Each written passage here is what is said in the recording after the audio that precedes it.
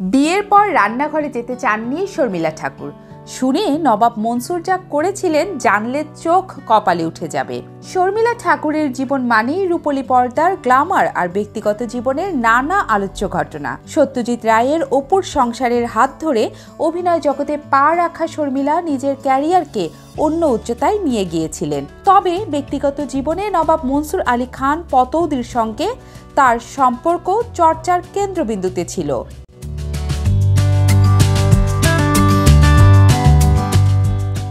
1968 সালে তাদের বিয়ে বেশ আলোড়ন তুলেছিল। বিয়ের সময় ধর্মান্তরিত হয়ে শর্মিলার নতুন নাম নিয়েছিলেন আয়েশা বেগম। যদিও শর্মিলার মতে এই সম্পর্কের ভিত কেবল ভালোবাসা নয়, ছিল পারস্পরিক সম্মান। বিয়ের পর রান্নাঘরে যেতে চাননি শর্মিলা। সম্প্রতি এক অনুষ্ঠানে শর্মিলা ঠাকুর তাদের বিবাহ পরবর্তী জীবন নিয়ে একাধিক মজার অভিজ্ঞতা শেয়ার করেন।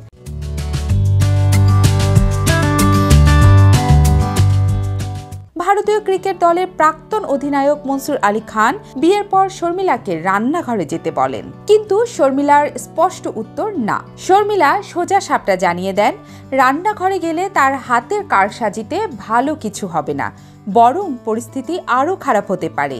এই নিয়ে তার হাস্যকর মন্তব্য, আমি হয়তো জিজ্ঞেস করতেই থাকবো এটা কোথায় ওটা কোথায়।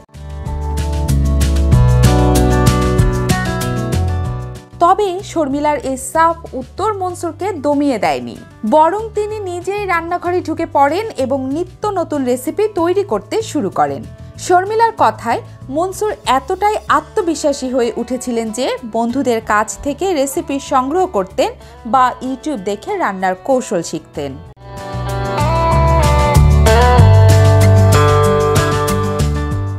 শর্মিলা একবার লন্ডনে থাকার সময় শুনেছিলেন মনসুর এক পার্টিতে বন্ধুদের চমৎকার রান্না খাইয়েছেন।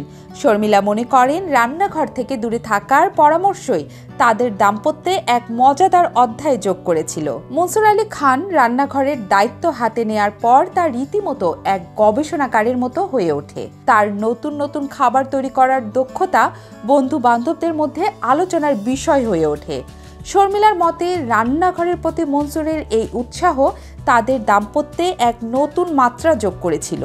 এতে শুধু রান্নাঘরের পরিবেশই বদলায়নি, তাদের বন্ধুত্ব গভীর হয়েছিল। 3 সন্তান সাইফ, সোহা, সাবাকে নিয়ে তাদের পরিবার আজও আলোচনার কেন্দ্রবিন্দু।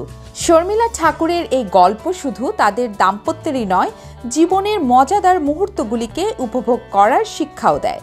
নবাব নবাবনীর এই কাহিনী যে শ্রোতাদের হাসি ঠাট্টায় ভরিয়ে দিয়েছে তা বলাই বাহুল্য।